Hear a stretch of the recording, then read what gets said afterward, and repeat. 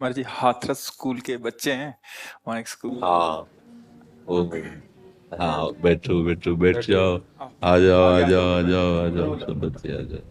लाला, बैठ जाओ, आ आगे आओ, जाओ, आगे हो सब जाओ। बच्चे बैठ जाओ। सद्बुद्धि भगवान आपके चरणों में नमः वंदन। ये स्टार्ट नहीं हो पा रहा है कृष्ण जी की कृपा और आपके आशीर्वाद से बच्चे आपका सानिध्य प्राप्त कर रहे हैं। सद्बुद्धि भगवान। बहुत बहुत कृपा। सारे बच्चे आने के लिए मुझसे लड़ रहे थे, झगड़ रहे थे, लेकिन क्योंकि व्यवस्था नहीं बन पा रही थी जी इसलिए एक साथ नहीं आ सकते थे। जी जी इसलिए हमने एक शर्त रखी इनके सामने जी कि सदगुरुदेव भगवान के ऊपर आपको निबंध लिखना है। जी जी सब बच्चों ने निबंध लिखा सदगुरुदेव भगवान, और जो बच्चे सही लिख पाए जी जी। उनको आपका आशीर्वाद दिलाने के लिए लाया हूँ। नहीं, जो सही नहीं लिख पाए हैं उनको भी हमारा आशीर्वाद रहेगा। हाँ, कि वो भी आगे बढ़े, सही लिखवा। हाँ, बहुत सुंदर। जी बाकी इनका लगभग सबने प्रश्न भी रखे थे अपने के सदगुरुदेव भगवान से जाके हम अपने अपने प्रश्न रखेंगे। जी जी इनमें ज्यादातर का प्रश्न ये था सदगुरुदेव भगवान जी कि कैसे आखिर हम अच्छी पढ़ाई करते हुए अपने मार्ग को, अपनी मंजिल को प्राप्त कर सकते हैं, जी। इधर उधर हमारा ध्यान न भटके, और हाँ कैसे हम श्री जी के चरणों में अपने ध्यान को लगा सकते हैं। हाँ ऐसा इनका हाँ। प्रश्न था हम गुरुदेव। प्रारंभ इस बात से करते हैं कि आप जब प्रातः कालीन उठें तो पहले उठने का नियम लें कि सूर्योदय के 1 घंटा पहले हम उठेंगे। देखो, हमारी प्रार्थना मानना, सूर्य उदय के 1 घंटा पहले। हम ये नहीं कहते कि जैसे हम लोग उठते हैं वैसे नहीं। आप बच्चे हो तो इस समय सूर्य उदय कई बजे होता है? लगभग 6 बजे, साढ़े छ, 6 बजे। छः। आप 5 बजे उठ जाइए और उठ करके सबसे पहला कार्य कीजिए, पृथ्वी के चरण स्पर्श कीजिए, भूमि के चरण स्पर्श कीजिए। और फिर आप जिस आसन पर बैठे हैं, देखो ध्यान से हमारी तरफ सुनना, जिस आसन पे बैठे हैं, जिस पे शयन किए थे, जिस सैया पर सोए थे, पृथ्वी को प्रणाम करने के बाद उसी सैया में 5 मिनट केवल बैठ जाइए। और 5 मिनट बैठकर 5 संतों का नाम ले लीजिए। आपको कोई याद है 5 संतों के नाम? अगर ना याद हो तो याद कर लेना। किसी भी पांच, जितने भी संत भगवान हैं हमारे, जैसे आचार्य रूप में, जैसे हम लोग, श्री स्वामी हरिदास जी की जय, हरिवंश महाप्रभु की जय, हरिराम व्यास जी की जय, नागरीदास जी की जय, श्री ध्रुवदास जी की जय। पांच पांच संतों के नाम याद कर लीजिए। वो 5 संतों के नाम, ये जीवन आपका देखना कैसा उन्नतिशील होगा। हरि को निज यस्ते अधिक भक्तन यस पर प्यार ताते ये भगवान नाम से भी बढ़कर प्रभावशाली भगवान के जो भक्तों के नाम। इसके बाद नीचे उतरिए और पहले जो अपने माता पिता, अगर वो शयन कर रहे हैं तो कोई बात नहीं है, अगर वो शयन नहीं कर रहे हैं तो पहले जाकर माथा रखकर उनको प्रणाम कीजिए। उनके अगर हमारी बात मानोगे तो देख लेना तुम्हारा जीवन कैसा बनेगा। इसके बाद आधा लीटर या 1.25 लीटर, जितना आप जल पी सकते हैं, उस जल को आप हल्का सा गर्म करवाइए अपने माता पिता से, जो भी आपकी सेवा में हो, या अगर आप स्वयं कर सकते हो तो स्वयं हल्का सा। अगर 500 ग्राम पी जाए तो और अच्छी बात है, और इससे ज्यादा पी जाए तो अच्छी बात है। वज्रासन में बैठना आता है? वज्रासन जानते हो आप लोग? कैसे, हमें बैठ के दिखाओ। नहीं, ये पद्मासन है। देखो वज्रासन ऐसे। वज्रासन, वो देखो बैठ रहे हैं। ये ये दोनों पैरों को ऐसे करके। इससे इससे बैठकर जल पिया जाए। ये आपके ब्रह्मचर्य की रक्षा करेगा, कब्ज नहीं होने देगा, और आपके मस्तिष्क की गर्मी को ठंडा करेगा। ऐसे वज्रासन में बैठकर धीरे धीरे 5 या 10 मिनट में जल पिया जाए। एकदम न पिया जाए, गिलास में लेकर के 500 ग्राम जल धीरे धीरे उसको पिया जाए। फिर इसके बाद आपको 100-200 कदम टहलना है। फिर इसके बाद आप शौच जाइए।